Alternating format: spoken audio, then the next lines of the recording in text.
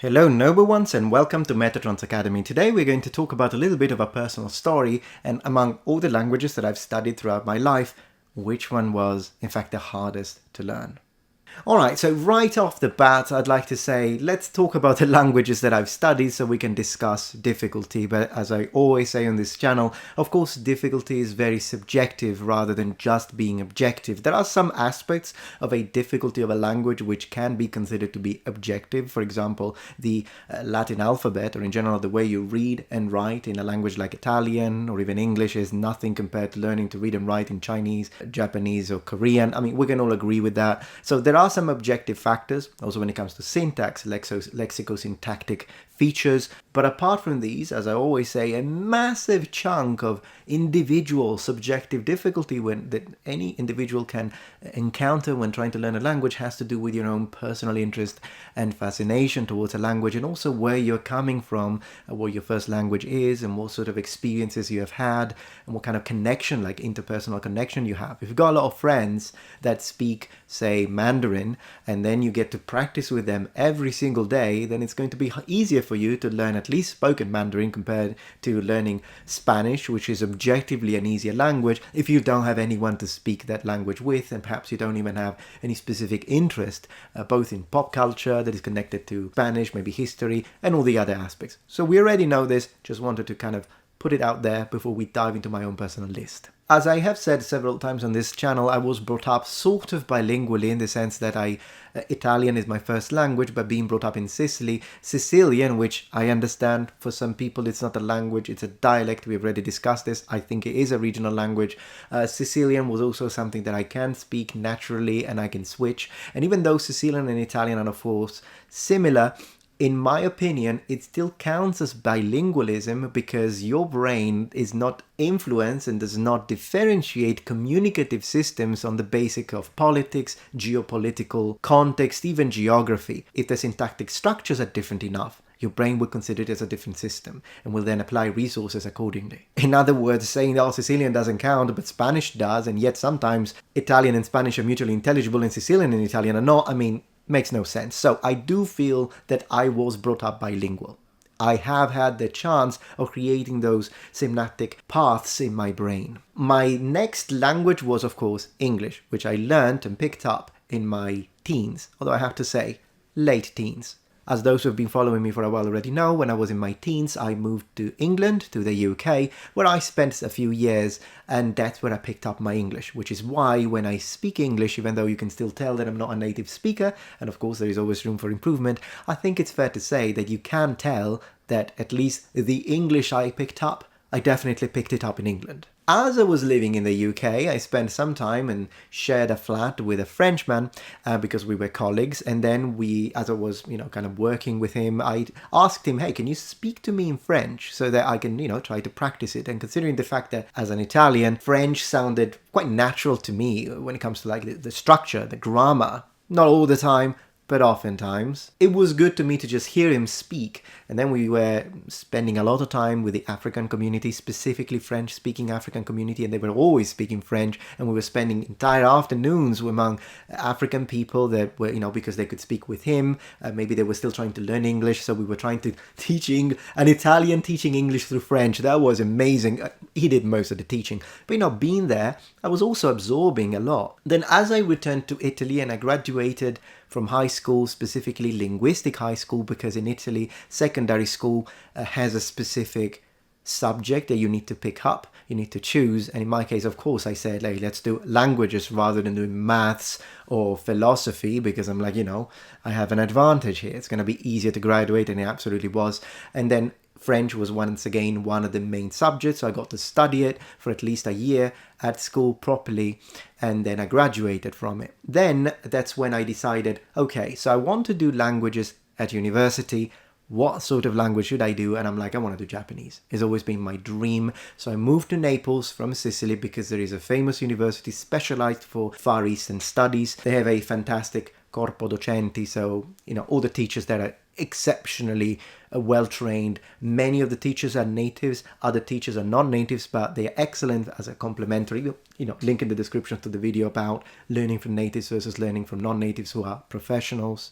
I learned from both, And that's where, as a first year student, focused fired on Japanese. As I became a second year, I could then add a third language, and because I was doing a sort of double major between English and Japanese, and I decided, hey, let's add Mandarin, because why not? So that's when I started receiving some formal training in Mandarin. Then I graduated from university, moved to Japan, spent 4 years there, really became fluent in Japanese, and then came back here. And then I started picking up other languages, like brushing up my Latin, which I had studied in secondary school and middle school, because all Italians do. And it kind of helped me, because at the time I was also developing already, well, I kind of started developing that when I was 14 really, but I was really diving during university into history of Rome, history of the medieval period. Then I started, picking here and there, maybe a little bit of modern Greek, a little bit of ancient Greek.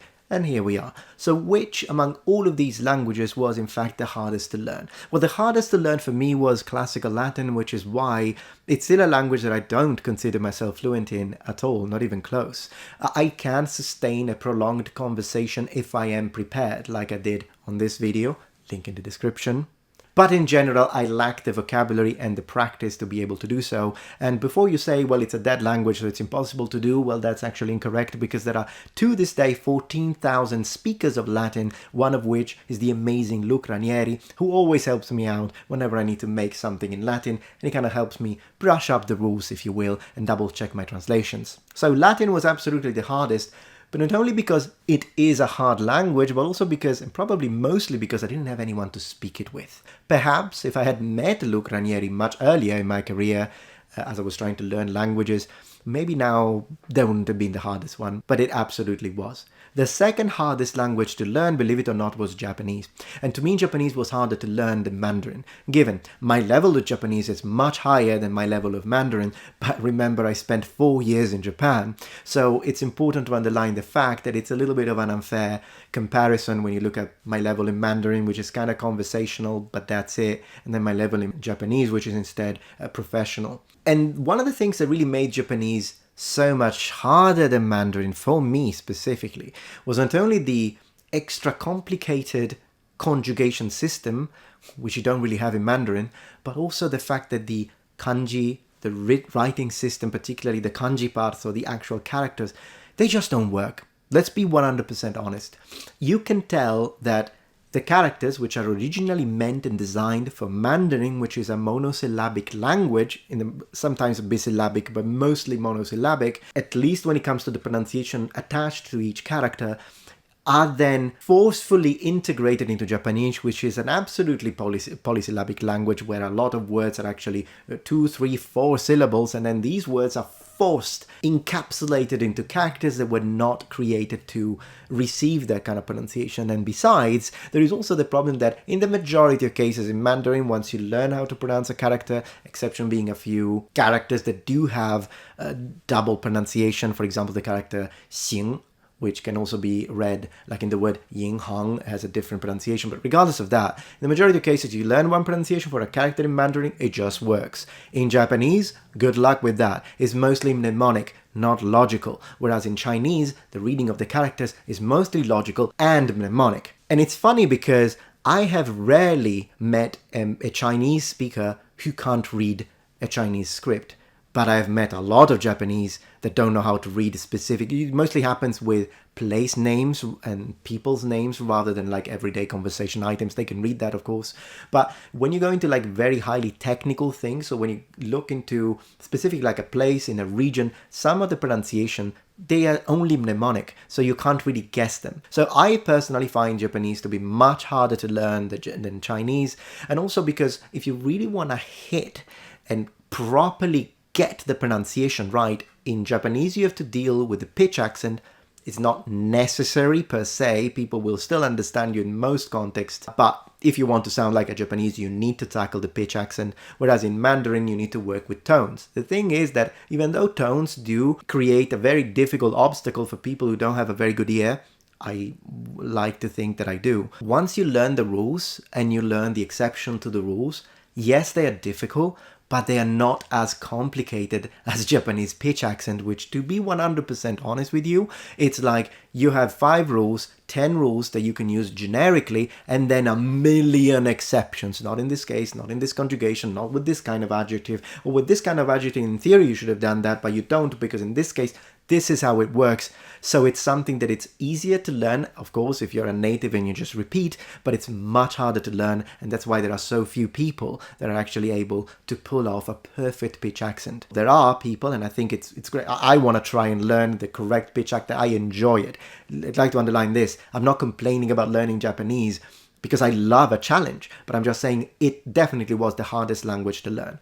After it, I want to put probably French was pretty easy. Mandarin, still harder to learn than French, but easier than Japanese. I want to say that French was the easiest one to learn, even though I still haven't learned it properly, and in fact I really need to dive down. In my opinion, it's a language that I haven't really studied. If anything, I spent like a year in secondary school, but I don't remember anything from it because I didn't really study that time. It was Spanish, and I do want to learn Spanish, and I'd like to reach fluency with it. Not necessarily a technical level, but I'd like to be like fluent in everyday conversation. And I think that that would be the easiest language for me to learn, 100%. So hardest, classical Latin, then Japanese, then Mandarin, then French, then Spanish. This is how it would be for me.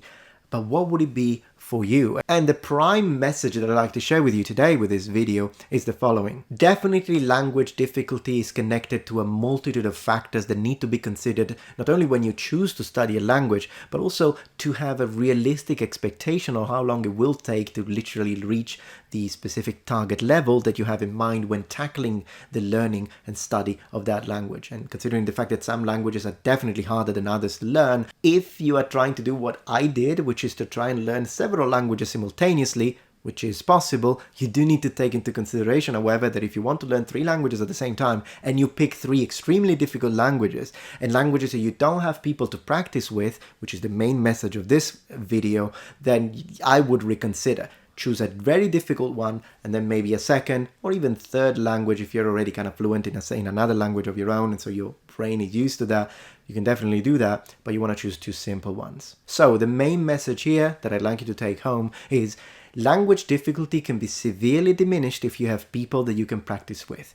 In the majority of cases, it's better to have natives when it comes to actual conversation, but if someone is fluent, like if you were to practice Japanese with me, you would still learn. It would be great, unless you're better than me at speaking Japanese, in which case I'd learn from you. But I'm just saying, as long as you're speaking with people that are fluent, then it's great to have someone or like what we could call a conversation partner, because language needs to be used practically. If you add practice to your theory, your difficulty will severely be reduced. If you have 0 practice, you can have the easiest language in the world, you'll never get it.